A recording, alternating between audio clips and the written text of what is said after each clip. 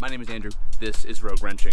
Today we are going to be looking at a dying concern on this 1995 Ford F-350 with a 7.3 Powerstroke in it. Now this truck, a little bit of history on it, has died about 3 or 4 times in the last 4 years, and they've gotten closer together. The first time it died like 4 years ago, and then it went for 2 years without doing it, and then it died again, and then went for a year without doing it, and then it's died twice in the last 6 months.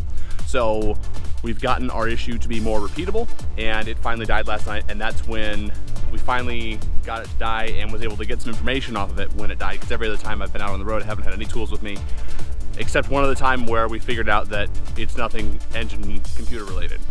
There's never been any codes. It always sits overnight and then restarts, and it's fine. So what happened last night is I was driving it and started feeling like just low power on acceleration, and then it progressed to the point of where there was just no power at all. So I checked the Schrader valve at the fuel bowl and just pushed on it to see if there was fuel pressure there. Didn't have a gauge with me, but just wanted to check if there was fuel pressure, and a bunch of air came out.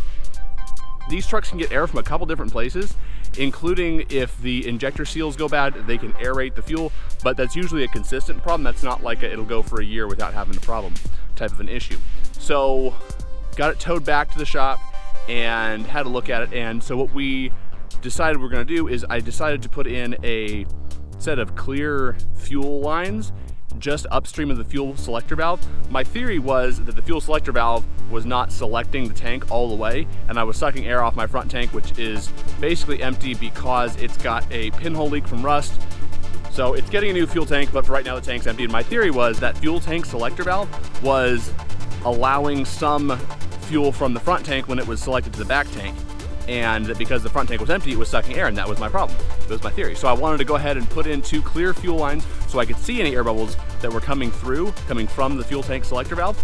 And what I found was that when I've got the back tank selected, I've got air bubbles, like consistently, and you can see that right here. There's air bubbles that are going through consistently, and right here is where I change it over to running off the front tank, which apparently still has some fuel in it, because you see there's no air bubbles at all. And switch back to the back tank, and we have air bubbles again.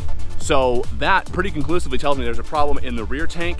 The rear tank has a sending unit fuel level sensor that's reading off, so this truck needs both fuel tanks, both sending units anyways, and it looks like our problem is likely in the fuel tank sending unit. There's probably a cracked pickup tube.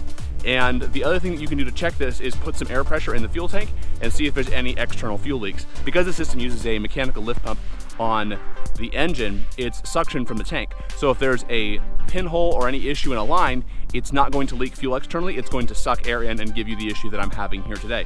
So the way you check that is you put some air pressure in the tank, and you don't want to put a lot of pressure in the tank, just a couple pounds, and then look for fuel pushing out somewhere. So we did that, didn't see anything, didn't see any fuel coming out anywhere, so we're assuming that it's gonna be in the tank is where our issue is.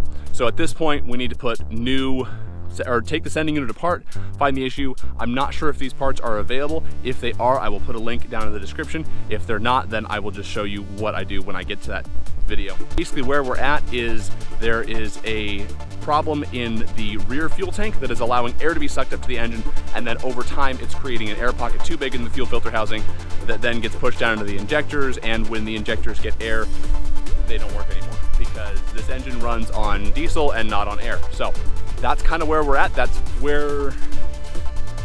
kind of where we're at with this one. That is intermittent stalling concern on the Powerstroke. If you've got air in the fuel system, put some clear lines in right above the fuel tank selector valve and see which tank it's coming from, or if the problem's even there. It could be farther upstream of that. So that's how you check that. It's pretty easy, pretty straightforward. That's all I've got for you guys today. Thank you so much for watching, and we'll see you guys in the next video.